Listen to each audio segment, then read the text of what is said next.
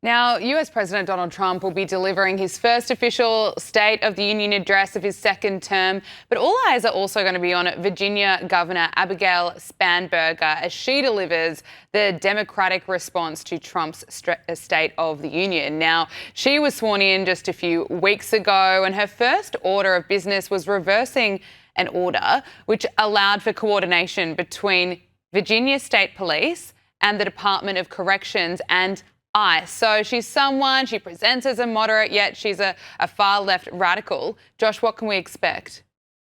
Yeah, so you've nailed it. That's exactly who she is. She is someone who the media frequently touts as a moderate. She is from not necessarily a purple state, but at least a light blue state, the Commonwealth of Virginia.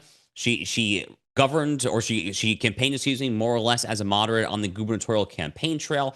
And she's governed, frankly, as a far left California style Gavin Newsom-esque radical since coming into office there. So the big question is, what tone is she going to strike?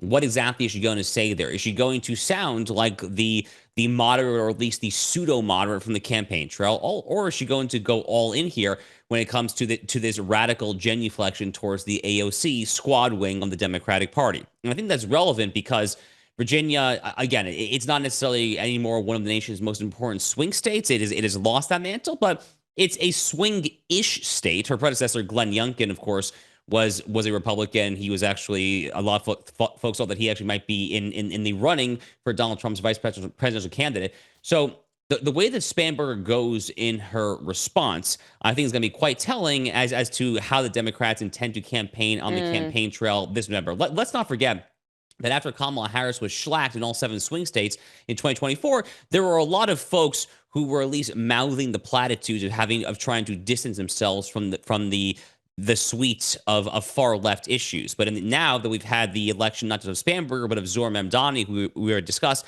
in New York City, there's been this counter movement from the far left, basically saying, you know what, Kamala Harris lost not because she was too far left. She lost because of XYZ factors. Maybe the fact that she couldn't complete a sentence, for instance, didn't exactly help her cause. So all that to say that I think Spanberger's direction will be very, very telling as to how the party intends to campaign for the all-important midterms this November. Yeah, I think you're exactly right. Alex, what's your assessment? I mean, what are you really expecting to hear? I feel kind of bad for her, actually. This job that she's doing is absolutely the worst job in US politics. There is nobody that does it and comes out better than they started. And it is where political careers go to stall. And so I think that whoever put her forward for this is not her ally, is not her friend, does not want her to succeed. She may strike a moderate tone. That's probably what she's going to do. That's what I would expect. That is not how she is governing so far.